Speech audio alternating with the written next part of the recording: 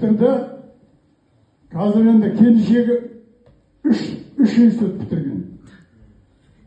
Енді екеуі қазір мына Дәуреннің өзі Басықара елді мекенінде мектептің басшысы, сонда өмір сүріп жатыр. Келіншегі Мұратбаеванда 91-ші мектебінде мұғалім.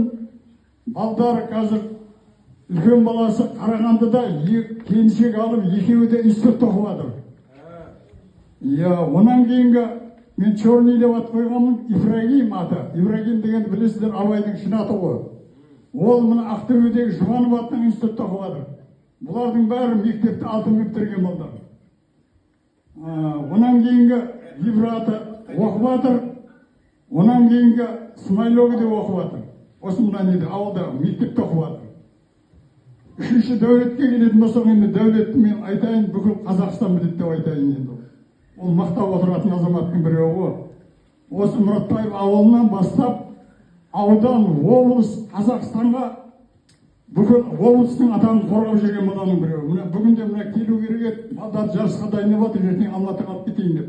Екі командасы Талдықорғанға барып, жүлделі орындар алып келіп, қазір Құдайға шүкір Қазақстан біледі. Гандбол деген мына спорттың түрі бар, содан балдары оның 6 рет чемпион болған. Енді мына балдар да осы чемпион боламыз деп дайындық жасап жатыр. Жақында амандық қосылса осы 17-сінде жүреді, соған барып қайтады. Сәт сапар тілеп отырайық соған. Ай, бәрекелді. Енді келіндерімде Құдайға шүкір, мына ардақты алатын болсам, Нұрбақыт деген келіншегі бар.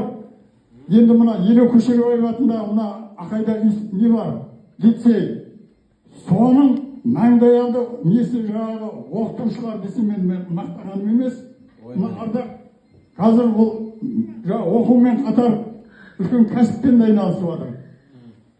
Станогы бар, сонымен неше түрлі заттар шығарады. Нұрбақыт деген болсына ол бүкіл жаңағы одақтық, облыстық семинарларға, жаңағы жастарға қатысып, орын алып, мақтап алып жүрген келінімнің біреуі. Онан кейінгі жаңағы Нұргүл деген келініме білетін болса, ол да осы бірталай нелерге қатысып орын алып жүр. Кәмшатым жақында осы облыстық кәсіподақтың грамотасын алды. Ол да осы мектепте, садикте белді бір тәрбиеші. Құдайға шүкір. Сонымен енді семья, біздің семьяға мына айтамыз ғой, білім ордасы деуге болады. Сол осы балдардың қызығына тоймай, дәулетті келетін болсам, дәулеттің 5 баласы бар. Рахмет.